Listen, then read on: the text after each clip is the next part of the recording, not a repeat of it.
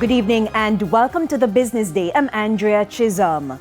The US dollar is being sold for an average $154.96.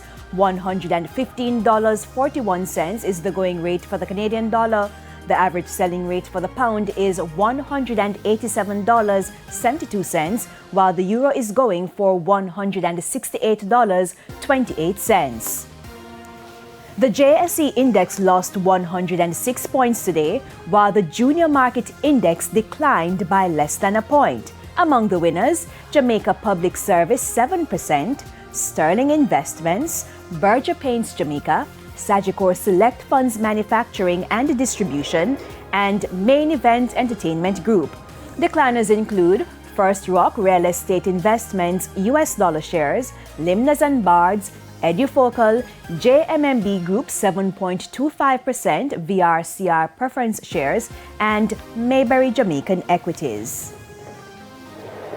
The Bank of Jamaica says the decision to increase the cash reserve requirement for deposit-taking institutions may push up the cost of borrowing. The central bank is using this latest tool to slow inflation. Javon Keys reports. The central bank is hoping that moving the local currency reserves requirement to 6% and foreign currency reserve requirement to 14% will reduce the inclination to borrow. This takes effect in April. However, the decision may drive up the cost of loans.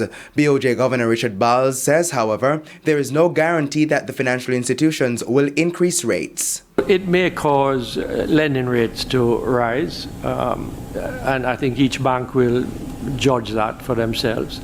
But what we are most interested in is taking the liquidity out of the system, because that could have an impact negatively on the exchange rate. He says there isn't a set timeline for the measure to be used, with other tools to reduce inflation being considered. Because what we want to do is to take the edge off of the exuberance in the economy.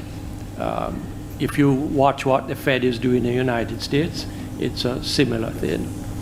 The banks have made some progress in the direction that we have indicated to them.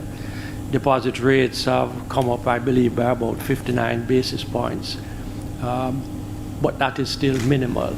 And lending rates haven't come up at all. The BOJ is also concerned that there could be a wave of liquidity in the financial system. The central bank governor says as of Monday, February 20, between $14 and $16 billion was being held by various financial institutions, and this is expected to rise. But how much liquidity is the central bank looking to remove from the system?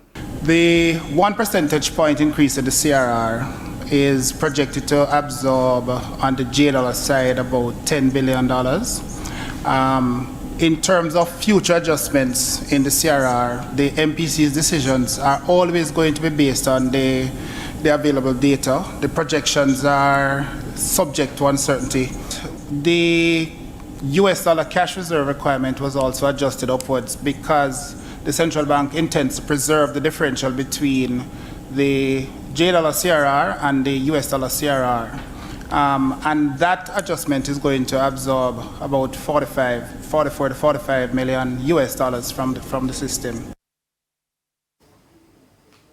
Javon Keys ending that report. And that's it for the Business Day. I'm Andrea Chisholm. Good evening.